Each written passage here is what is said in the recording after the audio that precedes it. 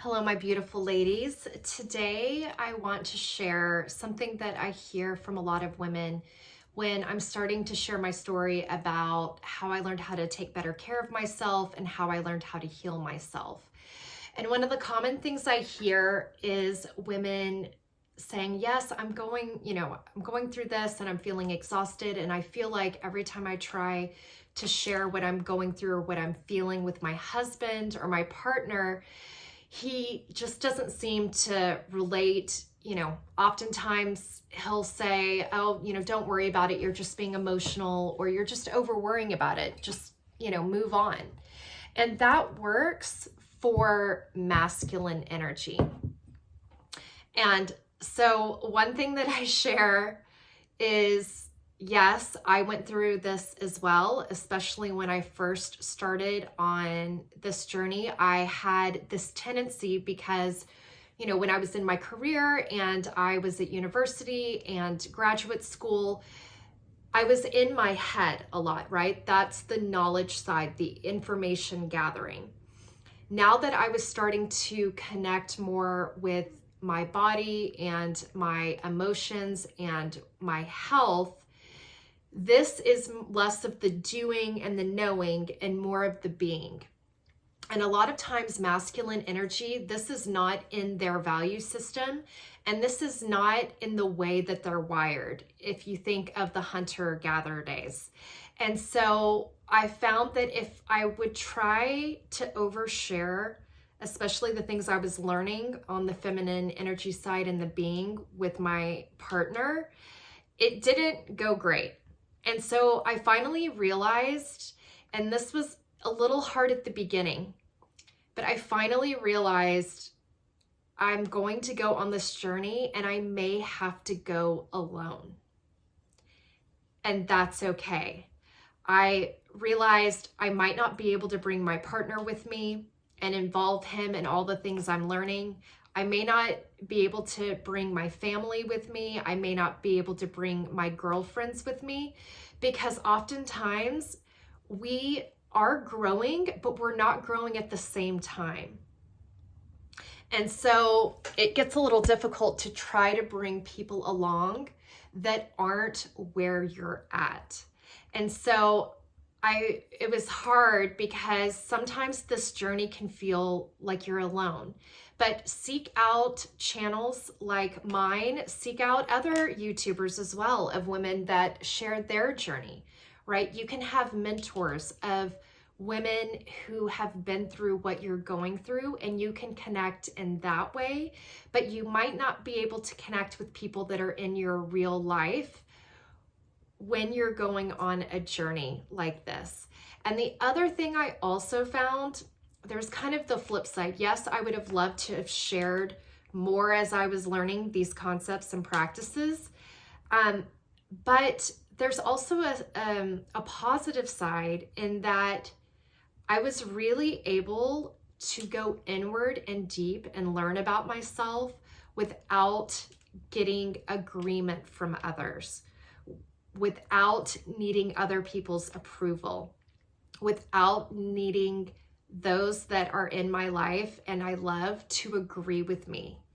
And, I got a journal and definitely lots of just asking questions. And the masculine energy cares about going far and out. The feminine energy, and that's the doing, which we do have inside of us. The feminine energy is the being, and feminine energy goes deep. So masculine goes out far, feminine goes deep. And so this is a deep level journey of reconnecting with myself, reconnecting with those parts that maybe I had shut off before when I was in my building phase, in my career phase. And so I share this with women who bring it up, and it's funny, I kind of chuckle when they say, he just doesn't seem to get me. He doesn't seem to get what I'm feeling. And I'm like, yes, honey, he isn't going. Most likely he is not going to understand what you're going through, what you're feeling. Men have a more The masculine has more of a dense nervous system, and so they have less feeling. And this comes from the hunter wiring. They were wired to be less emotional, because if you're out for hours at a time looking for food, you don't need to be constantly thinking about how you feel. And also, you know, men on average, and please look this up and correct me, and I know it's changed over time, but sometimes we as women can get caught in this oversharing with our partner.